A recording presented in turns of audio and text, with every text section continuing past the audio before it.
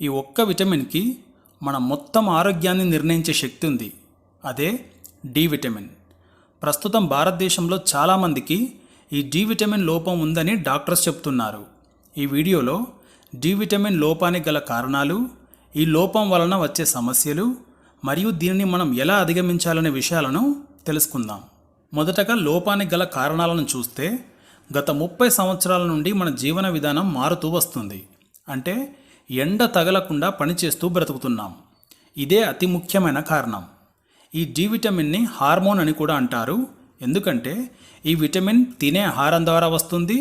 అలానే మన చర్మం ఎండకు తగిలినప్పుడు మన బాడీ ఈ విటమిన్ని తయారు చేసుకోగలదు. ఈ ప్రాసెస్లో మన లివర్ మరియు కిడ్నీస్ చాలా ముఖ్యమైన పాత్ర వహిస్తాయి. మనం తినే ఆహారం ద్వారా చాలా తక్కువ మోతాదులో ఈ డి విటమిన్ వస్తుంది. అందుకే ఎవరైతే ఎండ పడకుండా చాలా సంవత్సరాలు ఉంటున్నారో వారందరికీ ఈ విటమిన్ లోపం ఉండే అవకాశం ఉంది. ఈ విటమిన్ లోపం మనకు ఎక్కువ రోజులు ఉన్నట్లయితే మన బాడీ మనకు కొన్ని లక్షణాల ద్వారా తెలియజేస్తుంది. అందులో ముఖ్యమైన లక్షణాలను చూస్తే ఎప్పుడూ అలసటగా అనిపించడం, జుట్టు రాలడం, కండరాల నొప్పులు, ఎముకలు బలహీనంగా అవ్వడం, మూడ్ బాగలేకపోవడం, తరచుగా ఇన్ఫెక్షన్స్ రావడం, నైట్ సరిగా నిద్రపోలేకపోవడం, జాయింట్ పెయిన్స్, మెటబాలిక్ డిజార్డర్స్ లాంటి లక్షణాలు కనిపిస్తాయి.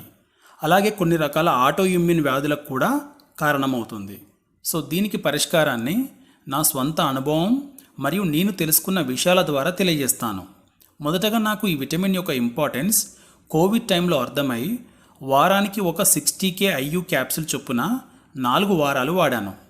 తర్వాత నెలకొకటి చొప్పున వాడాలని నిర్ణయించుకున్నాను. కానీ ఒక డాక్టర్ ఈ విటమిన్ వాడితే చాలా ప్రమాదాలు వచ్చే అవకాశం ఉందని యూట్యూబ్ వీడియోలో చెప్తే భయపడి నేను వాడడం మానేశాను. ఇది నేను చేసిన తప్పు. ఎందుకంటే తర్వాత నేను ఎండలోకి ఎక్కువగా వెళ్ళలేదు, ఆహారం ద్వారా వస్తుందని నమ్మాను. కానీ లాస్ట్ ఇయర్ నేను బ్లడ్ టెస్ట్ చేయించుకుంటే ఉండాల్సిన దానికంటే తక్కువగా ఉంది. తర్వాత నేను డాక్టర్ని కలిస్తే అప్రైజ్ D3 60K IU అనే క్యాప్సూల్స్ని వారానికి 1 చొప్పున 8 వారాలు వాడి తర్వాత నెలకొకటి చొప్పున వాడచ్చని చెప్పారు. ప్రస్తుతం నేను ఇలానే ఫాలో అవుతున్నాను. ఎవరికైతే ఎండ పడే అవకాశం లేదో, అంటే 10 గంటల నుండి 3 గంటల వరకు ఉండే ఎండనే ఉపయోగపడుతుందని చెప్తున్నారు. అలానే వయసు పైబడిన వారు, ఆల్రెడీ ఏదైనా అనారోగ్య సమస్యలతో బాధపడుతున్నవారు వీలైతే ఈ విటమిన్ టెస్ట్ చేయించుకొని తర్వాత డాక్టర్ సలహాతో దీన్ని సరిచేసుకోండి. ప్రస్తుతం ఎక్కువ మంది ఈ D3+K2 కాంబినేషన్ ఉన్న సప్లిమెంట్ని వాడుతున్నారు. ఎందుకంటే డి విటమిన్ మనం తిన్న ఆహారంలోని కాల్షియంను అబ్జర్వ్ చేస్తే ఈ K2 విటమిన్ ఆ కాల్షియంను రక్తంలో నుండి ఎముకలకు మరియు దంతాలకు చేరవేస్తుంది.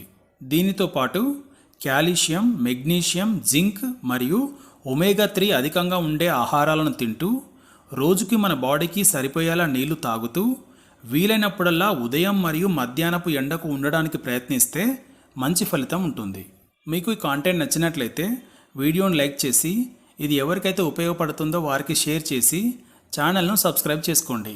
Thank you.